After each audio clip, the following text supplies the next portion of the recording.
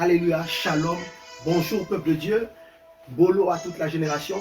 Éternel, nous te rendons grâce encore ce jour pour ta grâce que tu nous rénouvais dans cet nouvel épisode. Bien-aimés, nous sommes dans l'émission Flash Évangile que nous avons comme lecture de base le livre de Psaume à son chapitre 89 et au partir des versets 49 au verset 50. Je vais directement aller sur le verset qui marque ici ce thème. Il déclare le verset 49. Y a-t-il un homme qui puisse vivre et ne point voir la mort, qui puisse sauver son âme du séjour des morts?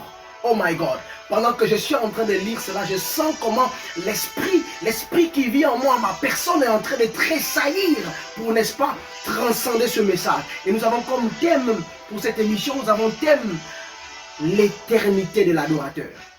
L'éternité de l'adorateur est conditionnée d'abord sur la mort de l'adorateur en Christ.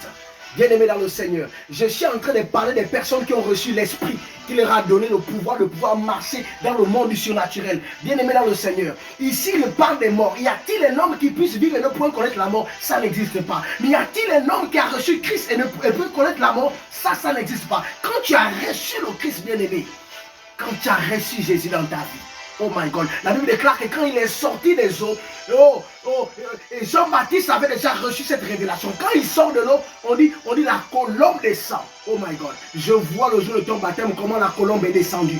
Et je peux attester par cela que l'éternité de l'adorateur que tu es n'est pas conditionnée sur la vie de ta chair, mais elle est conditionnée plutôt sur les actes que tu produiras en tant qu'adorateur. Les actes des apôtres ont produit l'adoration. Et on parle toujours des adorateurs. Les adorateurs de Béry, on parle des adorateurs de Jérusalem, on parle des adorateurs de la France, on parle des adorateurs du Canada, on parle des adorateurs. Cet esprit-là qui continue à vivre.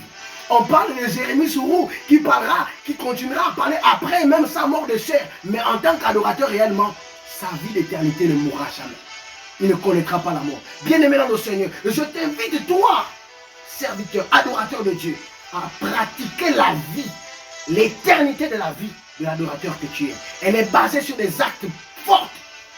Elle est basée sur l'alliance de Dieu. Elle est basée sur des actes de triomphe, des actes contre nature, contre conception humaine. Les actes d'adorateur qui confèrent l'éternité sont régis par la puissance de l'Esprit de Dieu et l'inspiration que Dieu t'amène. Que le Seigneur te bénisse encore. Rentre aujourd'hui dans l'éternité de l'adorateur que tu es. Christ t'appelle pour son éternité. Rentre maintenant dans cette éternité et que le Seigneur te bénisse encore. Au nom de Jésus-Christ. Oh my